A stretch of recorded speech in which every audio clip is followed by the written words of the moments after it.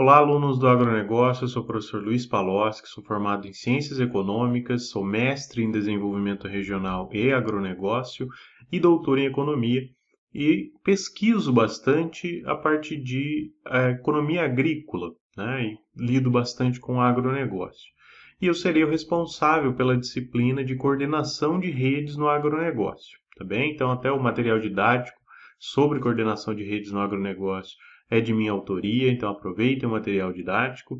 E nesta disciplina, nós veremos aspectos de gestão do agronegócio, focados bastante nas questões relacionadas a custos de transação e coordenação, tá?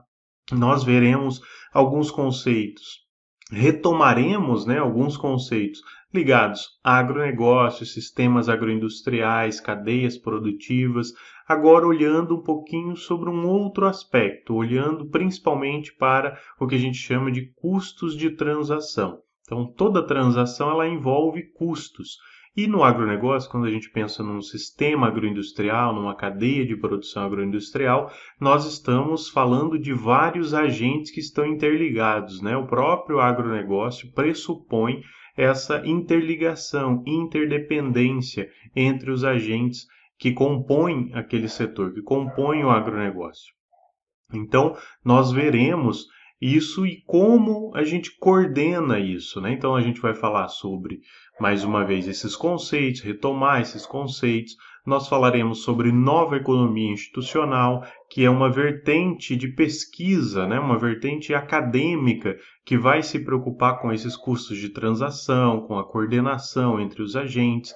A gente vai falar sobre economia dos custos de transação também, focando especificamente, então, o que a gente deve analisar na hora de determinar uma transação, um contrato entre duas partes, por exemplo, ou mais partes que estejam envolvidas naquela transação, tá bem? E veremos também alguns exemplos, então, exemplos de aplicação dessa teoria na prática, ou seja, de cadeias produtivas ou então de redes, de ações coletivas, que é um outro tema que a gente vai abordar, que é muito presente no agronegócio. Então, quando a gente fala, por exemplo, de uma cooperativa agroindustrial, a gente está falando de uma ação coletiva, que é quando agentes se unem em torno de um objetivo comum, que seria mais difícil deles atingirem sozinhos, né? Então, a disciplina ela é bastante completa quando a gente junta aquilo que a gente já conhece em relação ao agronegócio com aspectos relacionados à gestão, tá? Então,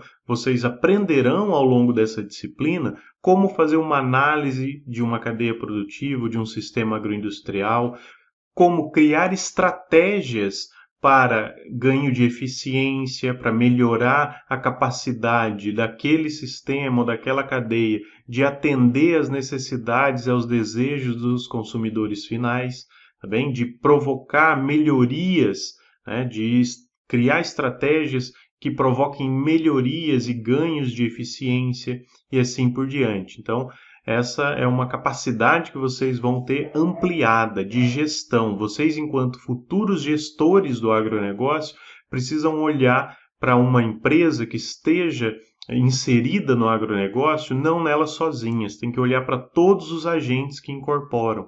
Então, isso gera uma capacidade, uma ampliação de capacidades de análise, de formulação de estratégias para a atuação dessas empresas, formulação de políticas públicas e políticas privadas, olhando para todos os ambientes que a empresa está inserida, né, e que aquela cadeia produtiva está inserida como um todo, e o próprio agronegócio.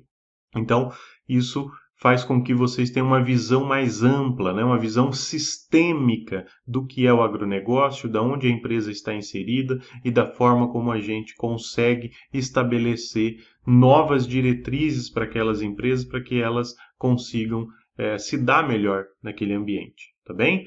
Então, aguardo vocês nas nossas aulas. Sucesso a todos e bons estudos!